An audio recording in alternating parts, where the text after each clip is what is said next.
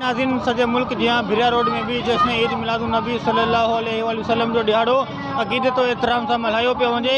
इन सिलसिले में शहरियन पारां रेलवे स्टेशन का फारूक आज़म चौक ताईं रैली कढी वई आहे। अचो त हिते मौजूद माण्हुनि खां पुछूं इन्हनि जो इन सिलसिले में छा चवणु आहे। सल्लल्लाहु अलैहि वसल्लम जो जुलूस अल्हम्दुलिल्लाह कढंदा रहंदा आहियूं ऐं हुज़ूर सल्लल्लाहु अलैहि वसल्लम जी विलादत जी ख़ुशी सभिनी ख़ुशियुनि जी असुलु आहे। अगरि तव्हांखे ईद उल फितर या ईद उल अज़हा मिली आहे, तव्हांखे ॿियूं ख़ुशियूं मिलियूं हुन औलाद जी ख़ुशी आहे या ॿी का बि तव्हांखे ख़ुशी मिली आहे त उहा बि तव्हांखे हुज़ूर सल्लल्लाहु अलैहि वसल्लम जे सदक़े में मिली आहे। ऐं आमद रसूल त 12 महीना मल्हाए सघे थी, पर हीअ ख़ुसूसन तारीख़ रखी विया 12 रबीउल अव्वल।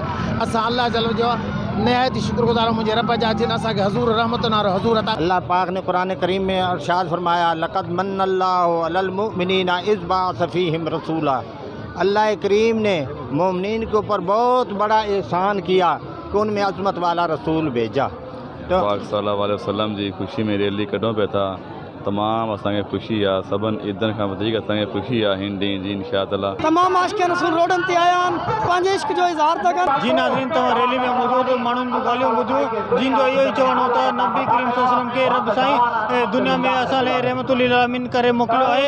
असांखे फ़ख़्रु आहे त असां मुस्लमान आहियूं ऐं हज़रत मोहम्मद मुस्तफ़ा सल्लल्लाहु अलैहि वसल्लम जा उम्मती आहियूं। कैमरामैन असगर चौहान सां गॾु राशिद मजीद चौहान, सिंध टीवी न्यूज़ भिरिया रोड।